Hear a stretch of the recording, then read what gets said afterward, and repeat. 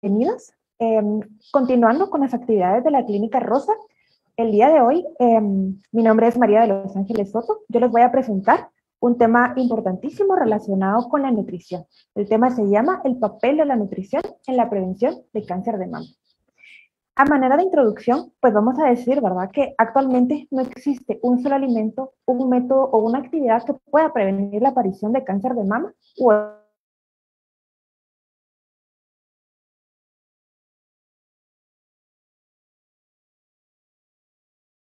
otros tipos de cáncer, disminuir todos aquellos factores de riesgo.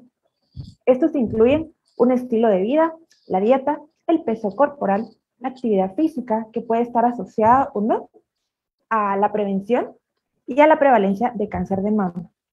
La evidencia sugiere que los patrones dietéticos saludables que están caracterizados por una dieta rica en cereales, verduras, frutas, nueces, aceite de oliva y un consumo moderado o bajo de grasa saturada y de carnes rojas pueden disminuir el riesgo de cáncer de mama. También pueden mejorar la supervivencia general luego del diagnóstico, específicamente en aquellas pacientes que se someten a quimioterapia o radioterapia, que pueden o no estar acompañados de fármacos. Estos fármacos, en combinación con la quimioterapia y la radioterapia, provocan efectos secundarios como la pérdida de apetito, pérdida del sentido del gusto, náuseas, vómitos, etc. Por lo tanto, las intervenciones nutricionales en pacientes con cáncer de mama son parte integral del tratamiento. Además, disminuyen el riesgo de recurrencia incluso hasta 20 años después del diagnóstico inicial. Hablemos sobre la prevalencia de cáncer de mama. Bueno, el cáncer de mama es el segundo cáncer más común en todo el mundo y es la neoplasia maligna que se presenta con mayor frecuencia en las mujeres. Representa el 22,9% de cáncer en mujeres y anualmente se diagnostican hasta 2 millones de casos. Bueno, hablemos sobre los factores de riesgo. Dentro de los factores de riesgo se han identificado dos grupos, los factores de riesgo modificables y los factores no modificables. Los factores de riesgo no modificables, como su palabra lo indica, son todos aquellos en los que realmente nosotros no podemos intervenir. Sin embargo, están los factores modificables, que son todos aquellos en donde vamos a influir de una o de otra manera. Hablemos entonces sobre los factores no modificables. En primer lugar, un factor de riesgo es una edad avanzada o mayor a 65 años. En segundo lugar, está la predisposición genética o antecedentes familiares de cáncer de mama. En tercer lugar, está la menarquia temprana, es decir, la aparición de la primera menstruación antes de los 12 años. También está la menopausia tardía, es decir, la última menstruación luego de los 55 años. La infertilidad es otro factor de riesgo.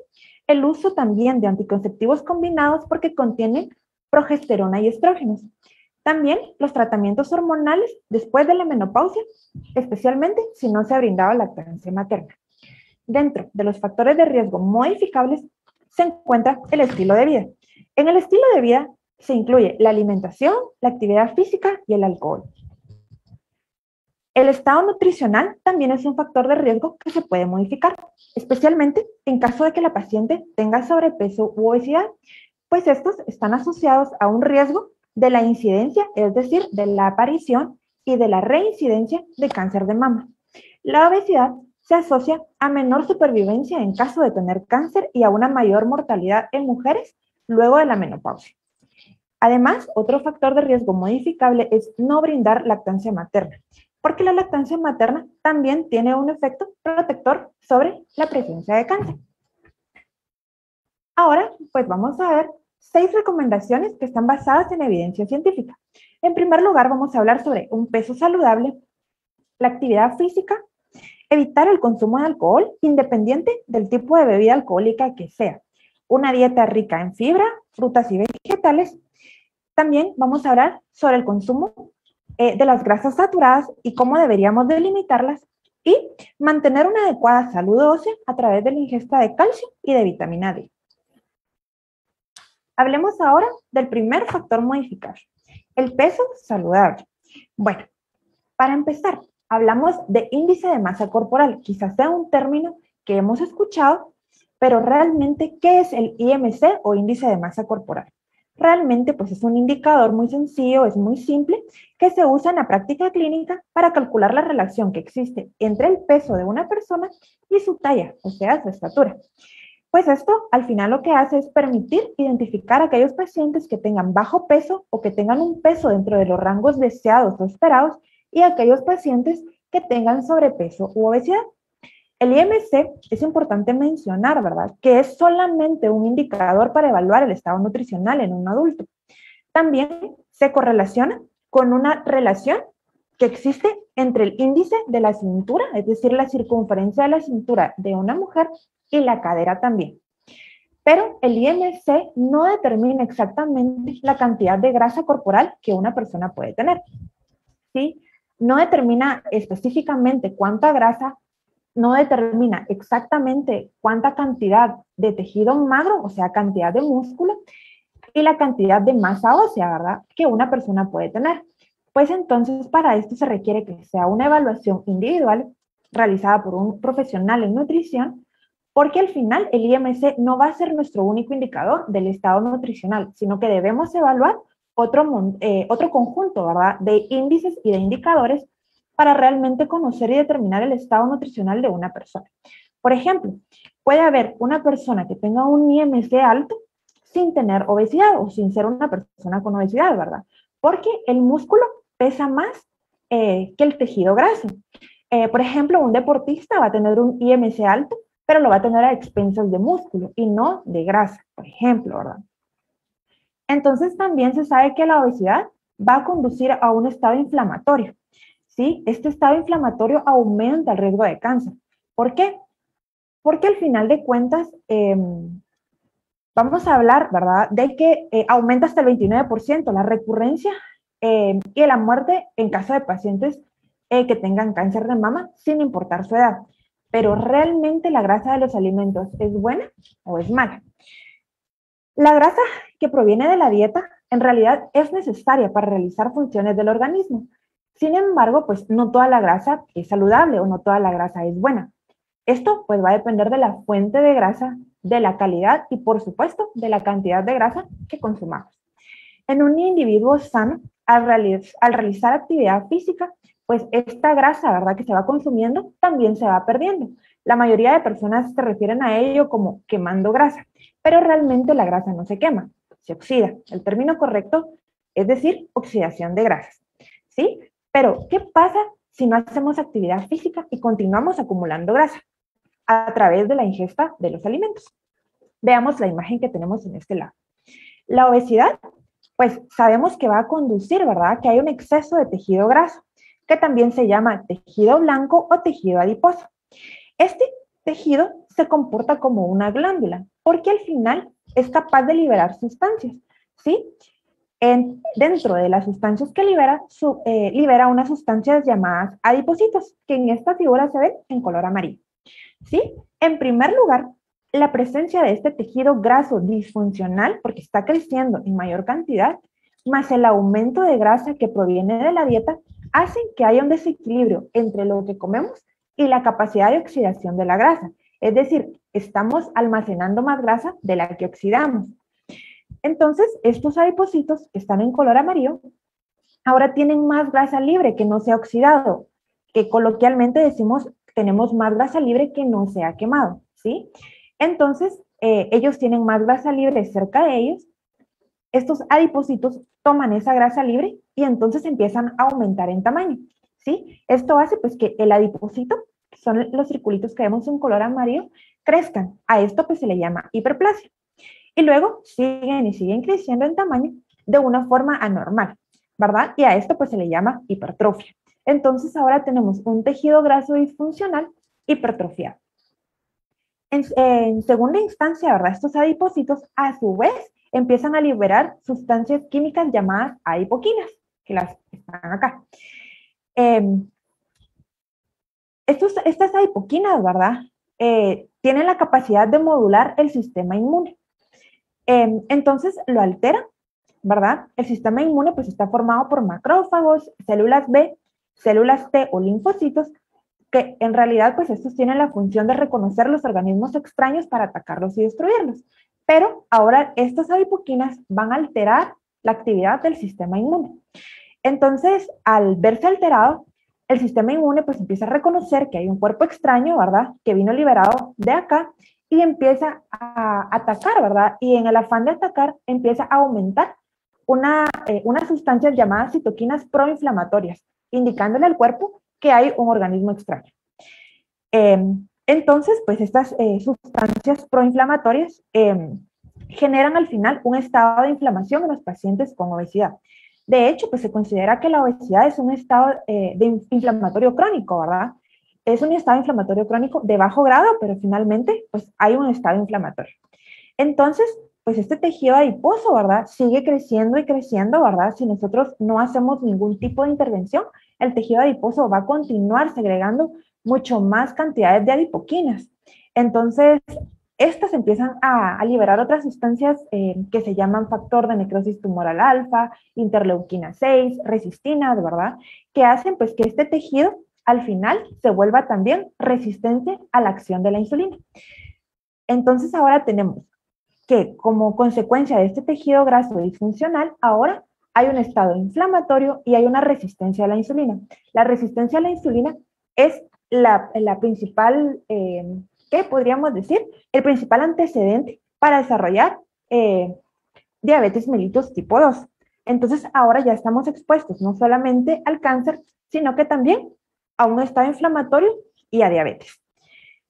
A esto pues decimos que la obesidad sumado a la resistencia a la insulina, pues van a estimular la actividad de otra enzima que se llama lipasa sensible a hormonas. Esta otra enzima, pues lo que hace en realidad es que ayuda a movilizar todas las grasas que están almacenadas, pero lo hace de tal manera que entonces ahora en el torrente sanguíneo empieza a circular una cantidad exagerada de triglicéridos y ácidos grasos libres. Entonces, ahora puede aparecer en la persona esta condición que se conoce como hipertrigliceridemia, que es aumento de triglicéridos en sangre. Además, esta grasa libre que sigue habiendo, ¿verdad? Puede adherirse a los órganos, ¿verdad? Una condición que conocemos como hígado graso es una de las principales y también puede, pues, adherirse a otros órganos, a las arterias también o a los demás órganos, ¿verdad? Por todo esto, pues, el IMC dentro de los rangos adecuados, pues es un factor que favorece que no aparezca el cáncer de mama, ¿verdad? También pues mejora la supervivencia en los pacientes que ya tienen el diagnóstico. Mientras el IMC sea más cercano a los valores deseables, pues menor va a ser el riesgo de cáncer. Por otro lado, pues también un IMC muy bajo tampoco es favorecedor, ¿verdad? Porque eso también representa un mal pronóstico para las pacientes. Bueno, hablemos ahora de la actividad física, que es otro factor modificable. Respecto a esto, pues en el caso de sobrepeso o de obesidad, pues se recomienda perder peso mediante el ejercicio diario y una alimentación saludable. Esta alimentación pues debe idealmente estar guiada por un profesional en nutrición. Se recomienda pues por lo menos 4 horas por semana de actividad física para reducir el riesgo de cáncer de mama. Es importante que si van teniendo dudas durante esta actividad, pues las vayan escribiendo en el chat y al final pues las vamos a ir resolviendo una a una. Hablemos ahora del consumo del alcohol. El consumo de bebidas alcohólicas, independientemente de cuál sea cerveza, vino, whisky o de cualquier otro licor, en general no importa cuál sea, es la variable que más se ha estudiado y que más se ha asociado a la aparición de cáncer de mama y a la mortalidad en general. Como pueden ver en la imagen, el consumo de bebidas alcohólicas representa la mayor cantidad, el 29% de riesgo de padecer cáncer de mama, el 22% de padecer cáncer de boca y de la parte superior de la garganta, el 21% de padecer cáncer de colon, el 11% de cáncer de esófago, el 10% de cáncer de hígado y un porcentaje menor al 10% de padecer cáncer de laringe. Pero, ¿por qué realmente el alcohol aumenta el riesgo de cáncer? Bueno, el etanol, que es la sustancia química, ¿verdad?, que deriva del alcohol, tiene la capacidad de aumentar el crecimiento de los tumores. y de formar metástasis. Al final, esta metástasis es un movimiento de células cancerosas que se da de un órgano a otro. En otras palabras, pues hemos escuchado cuando a veces las personas dicen, ¿verdad? Que el cáncer se esparció a otros órganos o que la persona inicialmente tenía, por ejemplo, cáncer de boca y de la garganta y entonces ahora tiene cáncer de estómago, ¿verdad? Es ese esparcimiento de las células tumorales, de las células cancerosas, eh, al final es uno de los factores de riesgo al consumir alcohol, ¿verdad? El alcohol entonces puede hacer que, eh, que el cáncer se pueda desplazar hacia otros órganos que antes no tenían cáncer. Además, el alcohol detiene a unas sustancias que se llaman enzimas que degradan los estrógenos, ¿verdad?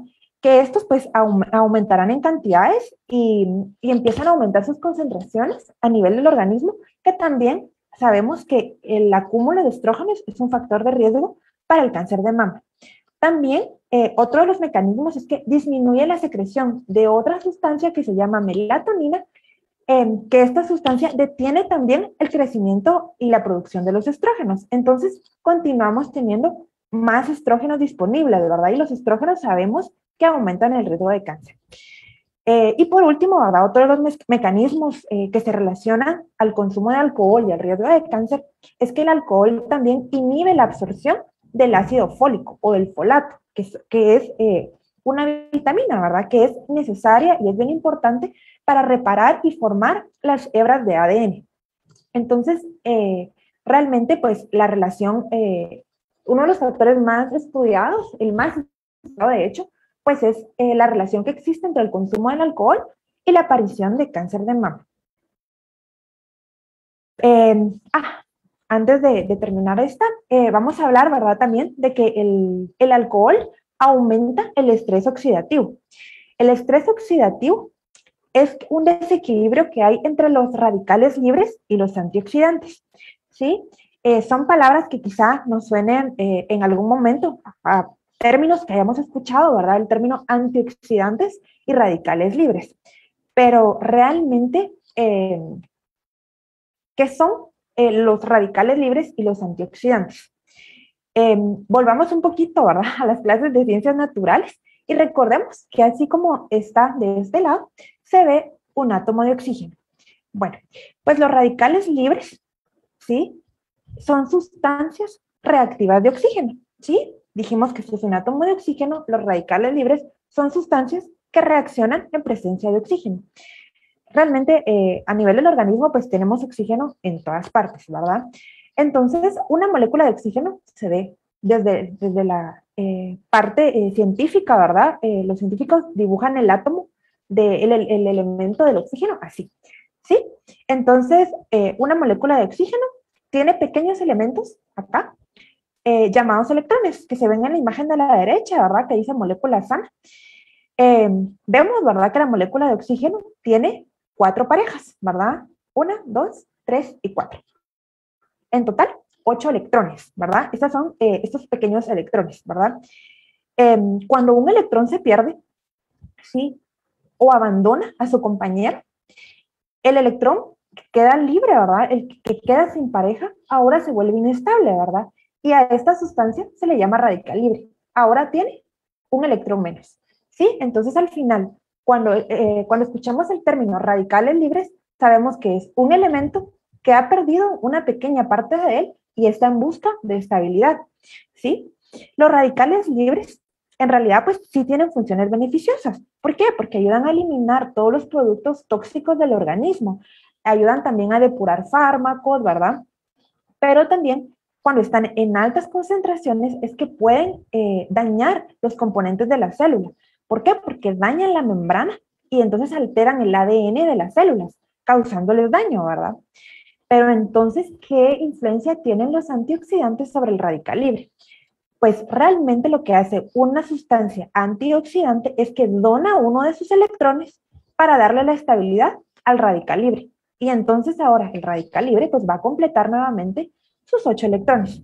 ¿Sí? Los antioxidantes principalmente se encuentran en fuentes de vitamina C, vitamina E, sustancias que se llaman fenoles, taninos y flavonoides, que están presentes en alimentos como en el té verde, en el café, las semillas y los vegetales. o también sustancias llamadas carotenoides que están presentes en alimentos verdes como la espinaca, el brócoli o las bruselas. Bueno, es importante que sepamos que la evidencia de las recomendaciones que estamos haciendo el día de hoy pues están basadas en ciencia, es decir, pues es una nutrición que está basada en evidencia científica. Y si es cierto que hablamos de palabras poco conocidas o difíciles de pronunciar, pues también es importante que hablemos de alimentos, ¿verdad? Porque al final de cuentas lo que nosotros hacemos es comprar y consumir alimentos. Entonces, pues ya vamos a entrar a la parte de la alimentación. Pero era importante que conociéramos los aspectos biológicos y moleculares, ¿verdad? Que son los capaces de causar inestabilidad al organismo y es realmente la presencia de un exceso de radicales libres los que provoca, uno de los factores que provoca el cáncer de mama, ¿verdad? Y cualquier tipo de cáncer. Entonces, esta es como la explicación, ¿verdad? A nivel biológico y bioquímico, ¿verdad? De por qué se da la aparición de cáncer. Entonces, ahora hablemos un poquito de la alimentación. Pues anteriormente dijimos que no existe un solo alimento como mágico, ¿verdad? Que pueda prevenir el cáncer de mama. Pero dijimos que sí existe evidencia de que un montón de recomendaciones en conjunto sí van a disminuir el riesgo de cáncer. Pueden mejorar el pronóstico en caso de que la paciente tenga cáncer, ¿verdad? O reducir las complicaciones a corto, mediano o largo plazo. Hablemos ahora de la dieta mediterránea. Bueno, la evidencia científica dice que esta dieta mediterránea, se relaciona con menos riesgo de todos los tipos de cáncer. También con un menor riesgo de obesidad, de enfermedades crónicas no transmisibles como la diabetes, la hipertensión arterial, la hipercolesterolemia, que es el aumento de colesterol en sangre, la hipertrigliceridemia, que es el aumento de triglicéridos en sangre. La evidencia pues dice que entre mejor adherencia o mayor adherencia tenga una paciente a este régimen de alimentación, pues va a tener mayor beneficio y va a ser menos el riesgo que pueda tener de padecer cáncer de mama o cualquier otro tipo de cáncer. Pero realmente, ¿qué es la dieta mediterránea o de dónde viene? Bueno, pues realmente la dieta mediterránea es un estilo de vida al final que está basado en patrones de alimentación de los países que están bañados por el mar Mediterráneo, pues de ahí data su nombre, ¿verdad? Esta dieta incluye alimentos de origen vegetal, una menor cantidad de carbohidratos y de azúcares y poca carne roja. Dentro de las recomendaciones de la dieta mediterránea nos dice que deberíamos disminuir el consumo de carnes rojas y carnes procesadas como embutidos, jamones, salchichas, salami, ¿verdad? También deberíamos disminuir el consumo de grasas saturadas, como los pasteles, las donas, por ejemplo, el pan dulce, la mantequilla, las frituras o la comida rápida, ¿verdad? Como el pollo. Estas pues son grasas saturadas y estas pues ¿cómo las vamos a reconocer? Las grasas saturadas son aquellas grasas que a temperatura ambiente se encuentran en un estado sólido, o sea, no son tan líquidas, no son tan fluidas como por ejemplo el aceite, ¿verdad? El aceite es una grasa que es una grasa insaturada, ¿sí? En cambio la mantequilla, ¿verdad? Que a temperatura ambiente es sólida y no es líquida, ¿verdad? Es una grasa saturada. Entonces la forma fácil de reconocer una grasa saturada es que las grasas saturadas son las que son sólidas a temperatura ambiente. También deberíamos disminuir el consumo de lácteos enteros. Por otra parte, dentro de las recomendaciones, deberíamos de aumentar el consumo de frutas y verduras, de pescado, ¿verdad? Como el salmón, la sardina, y fuentes de omega 3, como el aceite de canola o de linaza. También deberíamos de aumentar nuestro consumo de cereales integrales, de granos enteros y legumbres, ¿verdad? Como los frijoles, los garbanzos, las lentejas, las arvejas, porque son alimentos que tienen bajo contenido de grasa, tienen bastante fibra y pueden reducir los niveles de colesterol en sangre, también ayudan a controlar los niveles de glucosa o azúcar en sangre, ¿verdad? Y también deberíamos de aumentar nuestro consumo de lácteos y derivados de lácteos, pero que sean bajos en grasa. ¿Por qué esta dieta será tan beneficiosa? Bueno, pues porque los grupos de alimentos que incluye, ¿verdad? Que deberían de estar aumentados, tienen altos contenidos de compuestos bioactivos, ¿verdad? Que son sustancias pequeñitas que aportan beneficios a la salud. Entonces, por eso al final es que, y tienen alto poder antioxidante, ¿verdad? Ya dijimos que los antioxidantes son buenos porque son aquellos que le van a donar ese pequeño elemento que le falta a nuestro radical libre. Entonces, por eso la dieta mediterránea es tan beneficiosa. Hablemos ahora de las frutas y de las verduras.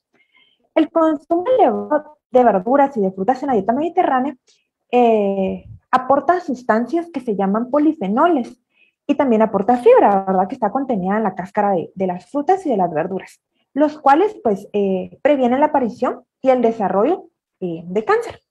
Sí, dentro de los beneficios que aportan, además de contener polifenoles y fibra, también son fuente importante de vitaminas y de minerales. Pero realmente, ¿qué beneficios tienen las frutas y las verduras sobre la prevención de cáncer de mama? En primer lugar, pues tienen un efecto antioxidante. Dijimos que contienen polifenoles y sustancias químicas, ¿verdad? Llamadas fitoquímicos, los cuales pues disminuyen la inflamación, ¿verdad? Como lo vimos en la imagen, en una de las primeras imágenes que vimos, ¿verdad? Que la obesidad pues conduce a un estado inflamatorio, el cáncer también conduce a un estado inflamatorio y al estrés oxidativo, que el estrés oxidativo era aquel aumento de radicales libres, ¿verdad? De sustancias a las que les faltaba el pequeño electrón, ¿verdad? Entonces, también hay menor riesgo de padecer enfermedades del corazón, enfermedades cardíacas y enfermedades crónicas no transmisibles, ¿verdad? También van a aportar fibra, porque la fibra tiene un beneficio porque reduce también los niveles de estrógenos, va a mejorar la sensibilidad a la insulina y va a reducir el riesgo de que nosotros aumentemos peso, ¿sí? Algo bien importante, que las sustancias que le dan color a las frutas y a las verduras, ¿verdad? Se llaman fitoquímicos. Estos también tienen un efecto antioxidante, ¿verdad? Porque en los pacientes con cáncer, dijimos que estas sustancias, ¿verdad? Proinflamatorias como la interleuquina 6, el factor de necrosis tumoral alfa, la lipoxigenasa, ¿verdad? Son sustancias que se encuentran sobreexpresadas, o sea, son sustancias que están aumentadas. Entonces hay una inflamación constante y la variedad, ¿verdad? En frutas y verduras, en el color, lo que hace al final es detiene la formación de estrógenos y disminuye la proliferación de células tumorales. Entonces, realmente, ¿cuál es la recomendación? La recomendación, pues, es consumir frutas y verduras frescas que no sean enlatadas, que sean de diferentes colores para obtener todos los beneficios que nos pueden aportar. En las refacciones se puede incluir fruta, ¿verdad? Preferentemente de diferentes colores. Idealmente las que se puedan comer con cáscara, pues se deben de consumir con cáscara para obtener la parte de fibra, ¿verdad? La parte de fibra digerible. También se pueden hacer ensaladas, ¿verdad? De vegetales frescos y acompañarlos, pues, idealmente con agua pura.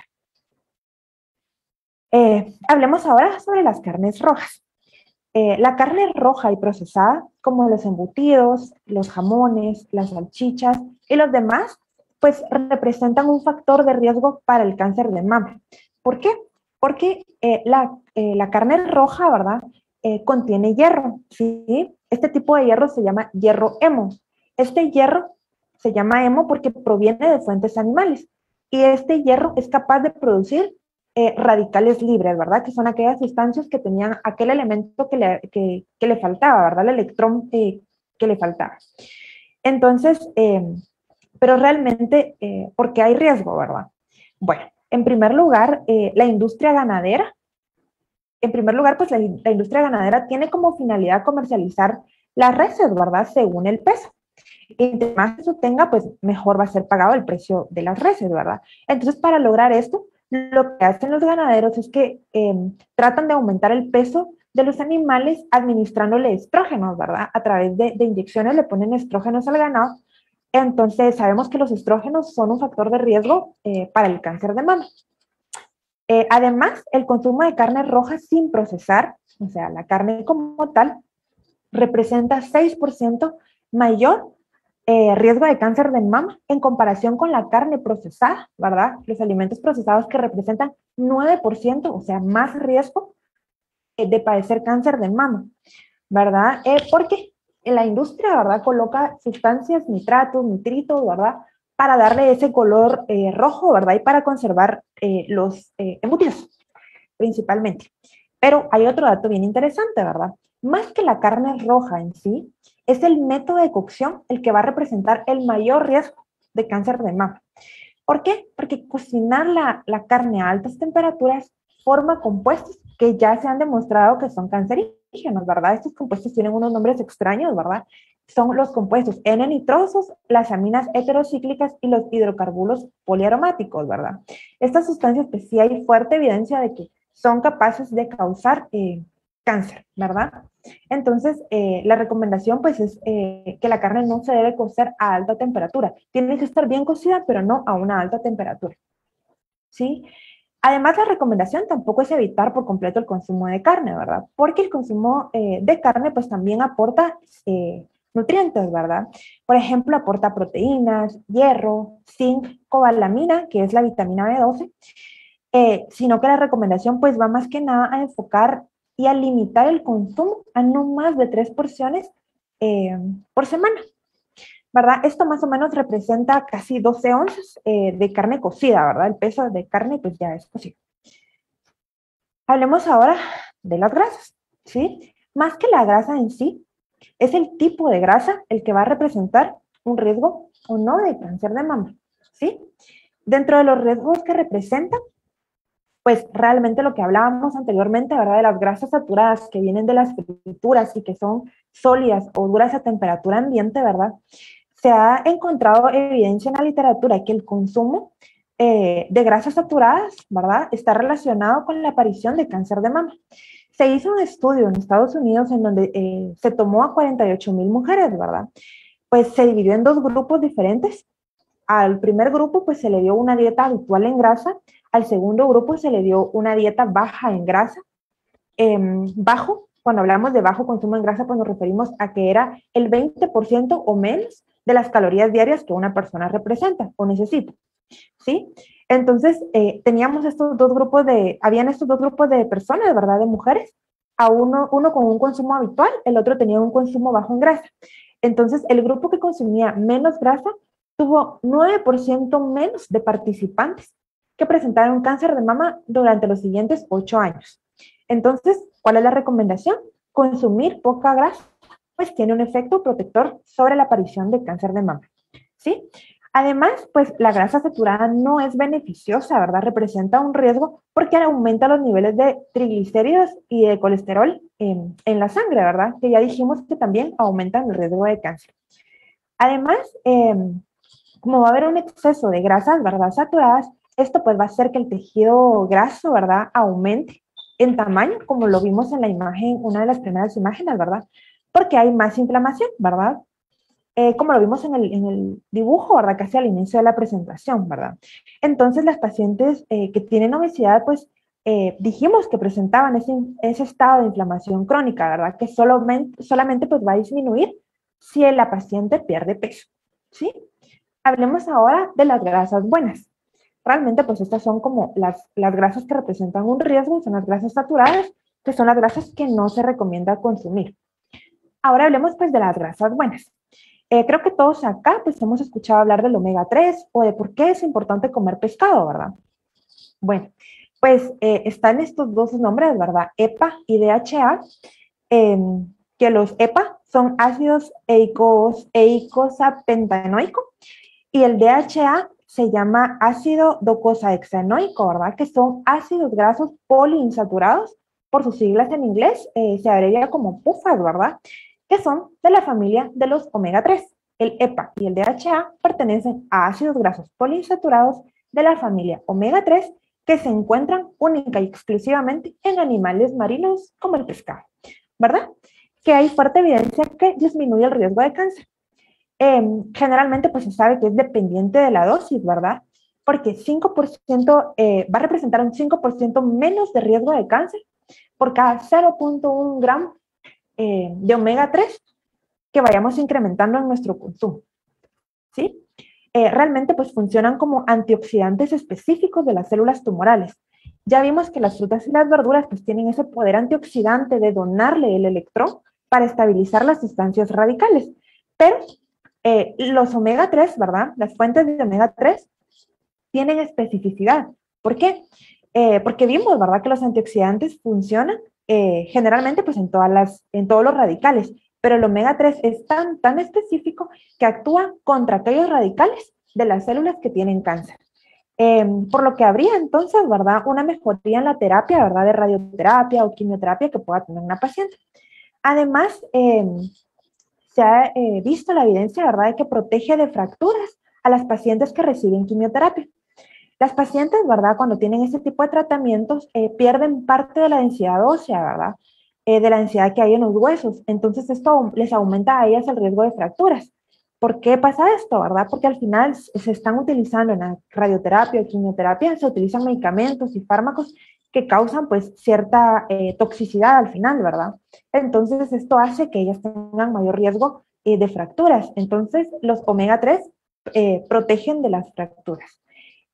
Además, los omega 3 van a producir sustancias que van a resolver, ¿verdad? El estado inflamatorio. Estas sustancias se llaman prostaglandinas, tromboxanos y leucotrienos, ¿verdad? Que tienen propiedades antiinflamatorias y propiedades antitumorales, frenando así, ¿verdad?, el crecimiento y la invasión de las células tumorales, o sea, detienen el crecimiento de las células cancerosas, ¿verdad?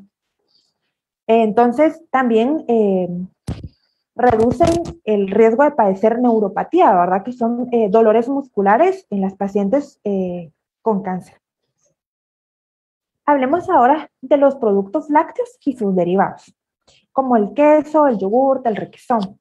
Bueno, pues los productos lácteos contienen una mezcla de componentes, ¿verdad? Como grasas, calcio, vitamina D, otras sustancias que se llaman butirato, lactoferrina y ácidos grasos, ¿verdad? Que posiblemente sean los que influyan o no en el riesgo de cáncer de mama, dependiendo del tipo de lácteo.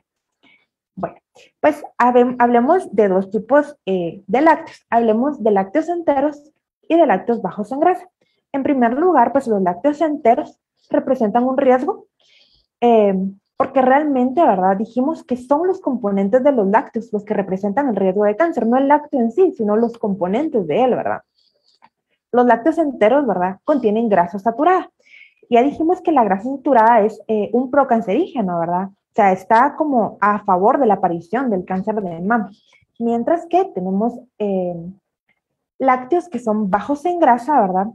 Que durante su procesamiento, pues, estos van a perder grasa saturada. Estos son los productos que encontramos en los supermercados, como leches descremadas o productos descremados o semidescremados, ¿verdad? Cuando hablamos de descremado o semidescremado, al final nos estamos refiriendo a que les quitaron más o menos entre un 7 y un 5%, ¿verdad?, de contenido graso.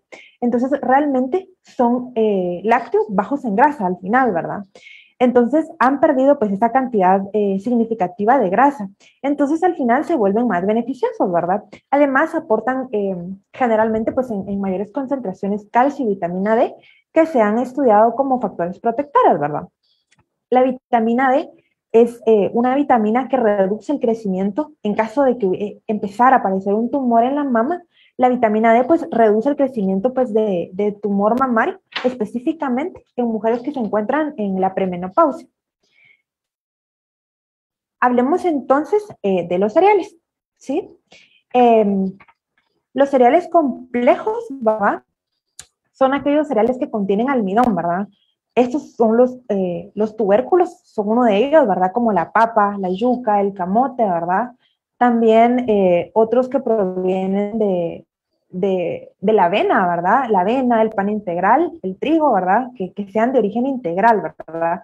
Los cereales complejos idealmente son aquellos que lleven como el apellido de integral, ¿verdad? Arroz integral, pasta integral. Estos pues son los que tienen el mayor beneficio. Porque al final lo que hacen es que van a aumentar los niveles de glucosa en una persona, pero lo van a hacer de una forma muy, muy lenta, ¿verdad? Y no lo van a hacer bruscamente ni rápidamente, ¿verdad? Entonces, pues este es uno de los beneficios, ¿verdad? Porque favorecen la estabilidad en los niveles de glucosa, ¿verdad? Y entonces esto hace que las pacientes pues no ganen peso, ¿verdad? Eh, peso de más, digamos, ¿verdad? Además, la parte integral, ¿verdad? Cuando nosotros decimos alimentos integrales, significa que el grano, ¿verdad? El grano, digamos, hablemos del pan, ¿verdad? El trigo, se usó durante el procesamiento para hacer pan, ¿verdad? Se usó por eso se dice que es un alimento integral, ¿verdad? Porque el grano se usó íntegro, ¿verdad? No se le quitó la cubierta. Entonces, por eso es que aportan fibra, ¿sí? Y vamos a hablar también del té verde, ¿sí? El té verde, pues, se elabora con hojas secas, ¿verdad? También se elabora al vapor de la especie Camellia sinensis, si no estoy mal, ¿verdad? Que es un arbusto de hojas que es nativo de Asia y de India, ¿verdad? El té verde contiene unas sustancias llamadas catequinas, ¿verdad? Que también son antioxidantes. ¿Cuáles son los beneficios del té verde? Pues en primer lugar, tiene propiedades antioxidantes, ¿verdad? Y también es un antiinflamatorio. Contiene una sustancia, ¿verdad? Eh, una sustancia que al final es como el mayor componente, ¿verdad? De las catequinas, que también fortalecen el sistema inmune, ¿verdad? Y lo pueden modular, o sea, lo pueden como regresar, digamos, a su estado un poco más normal, ¿verdad? Y disminuir, pues, ese estado de inflamación que presenta una paciente con cáncer, ¿verdad? Además, pues, va a disminuir el riesgo de que vuelva a aparecer cáncer luego de los primeros más o menos 2 años y medio, ¿verdad? Si se consumen más o menos 100 gramos al mes. Esto es el equivalente pues a 5 tazas de té verde, ¿verdad? Y por último, ¿verdad? Pues es importante mencionar que el té verde se ha consumido de forma segura pues durante muchísimos años, ¿verdad? Sin restricciones. Pero realmente hay poca evidencia para recomendar el té verde como parte de un tratamiento, ¿verdad? Para cáncer, sino que es al final algo que beneficia, ¿por qué? Principalmente por las propiedades antioxidantes que este tiene.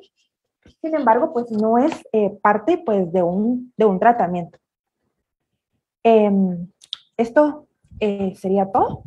Entonces, ahorita pues vamos a ver si tienen alguna duda o algún comentario que les puedan escribir en el chat. Bueno, nos hacen acá la primera pregunta de cuáles son los lácteos enteros. Regresemos a la presentación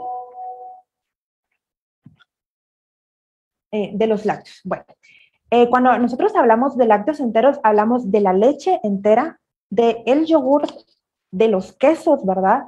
Por ejemplo, del requesón, el queso crema, esos son lácteos enteros, ¿sí? ¿Cuál es la diferencia?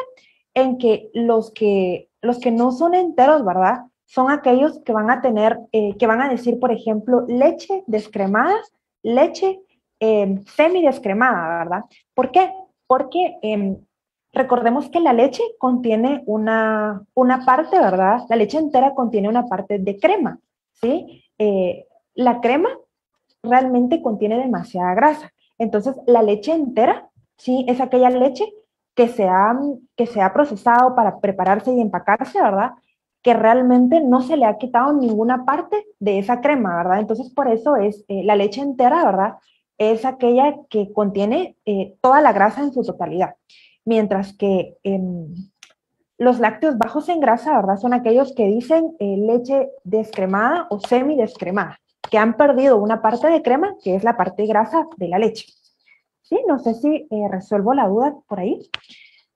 También tenemos otra pregunta, ¿verdad?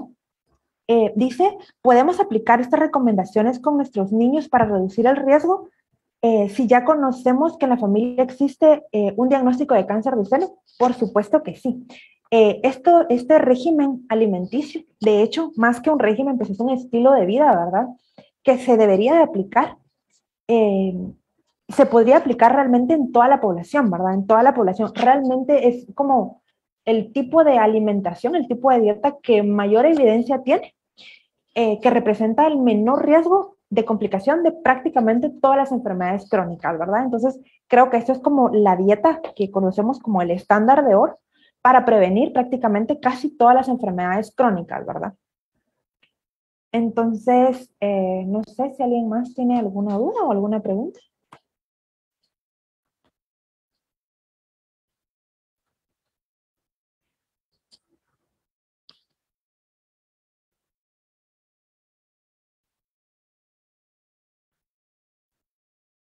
Vamos a dejar un par de minutos por si alguien más tiene alguna duda o alguna pregunta y si no, pues de igual manera, si surgieron en el camino, ¿verdad? Nos las pueden escribir y nosotros pues con mucho gusto pues se las vamos a resolver.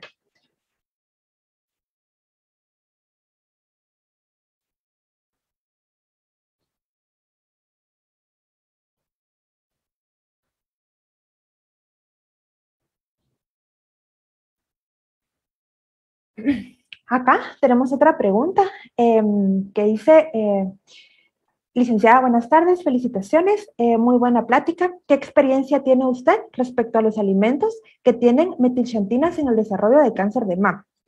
Realmente, ¿verdad? La presencia de metilxantinas no hay como una evidencia, ¿verdad? Eh, que nos indique que puede representar un factor de riesgo, pero tampoco nos dice, ¿verdad? Que puede representar como ni beneficio, ni a favor ni en contra. Realmente las metilxantinas, ¿verdad? Lo que sí hacen es estimulan el sistema nervioso central, ¿verdad? Al final,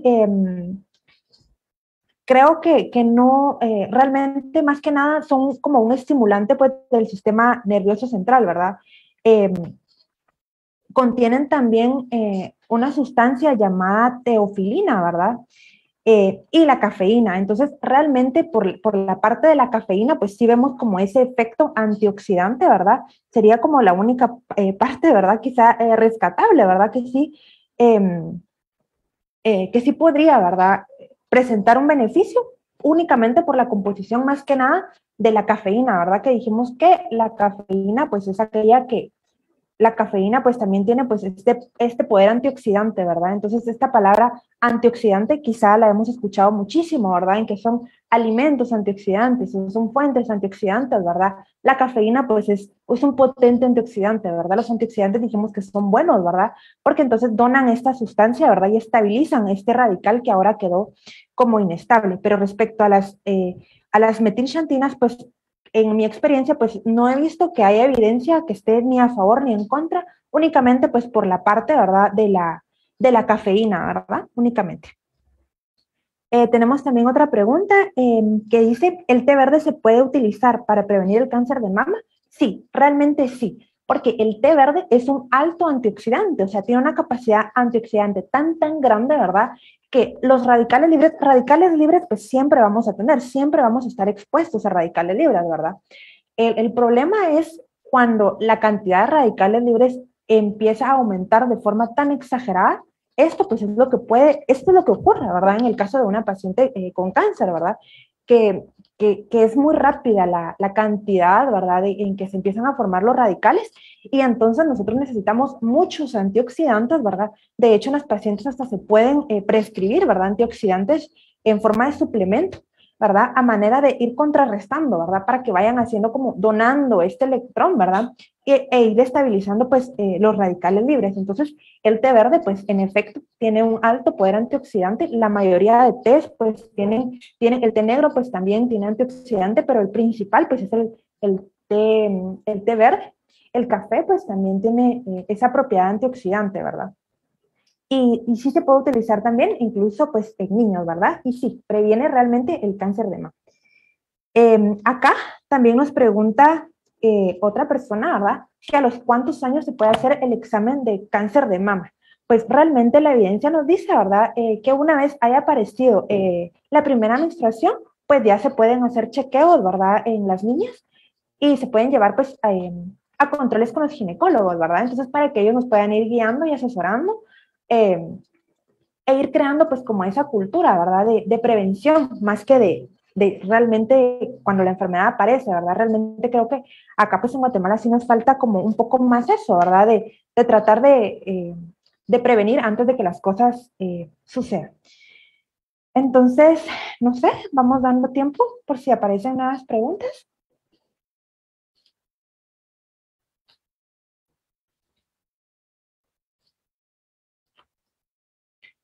Vamos a dar un par de minutos más. De igual manera, pues, eh,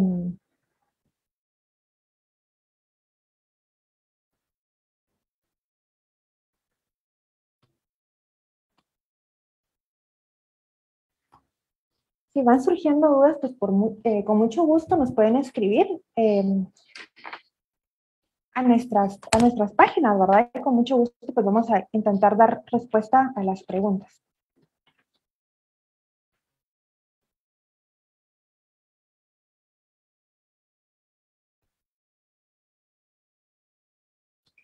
Muy bien, entonces creo que eso sería todo por el día de hoy, ¿verdad?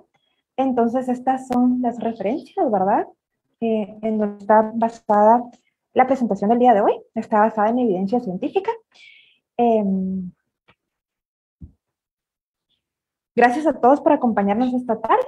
Recuerden poder compartir este video en sus perfiles, ¿verdad? Para que pueda llegar a más personas y nos puedan conocer. Antes de esto, vamos a leer otra pregunta. Dice, licenciada, buenas tardes, muy interesante su plática. Con una consulta, ¿en las pacientes postmenopáusicas se debe tomar más en cuenta la alimentación saludable? Realmente sí. Sí, porque dijimos que en postmenopausia, ¿verdad? Va a haber una disminución, va a haber, a pesar de cuenta de todo, ¿verdad? Va a haber una disminución pues de los estrógenos, entonces realmente la posmenopausia pues también va a representar un factor de riesgo, ¿verdad? Porque al final en algún momento pues los estrógenos sí tienen como en su momento pues un efecto beneficioso, ¿verdad? Pero sí, realmente la alimentación saludable pues se debe considerar pues realmente en todas las edades. Entonces, creo que eso sería todo. Gracias a todos por acompañarnos esta tarde, ¿verdad? Les decía, recuerden compartir este video en sus perfiles, ¿verdad? Para que pueda llegar a más personas esta información que es muy, muy importante para el beneficio de su salud. Y pues nada, estamos acá en Cabrini, Guatemala, ¿verdad? En el mes de la prevención del cáncer de mama, apoyando las actividades de la Clínica Rosa. Y eso sería todo por esta tarde. Muchas gracias.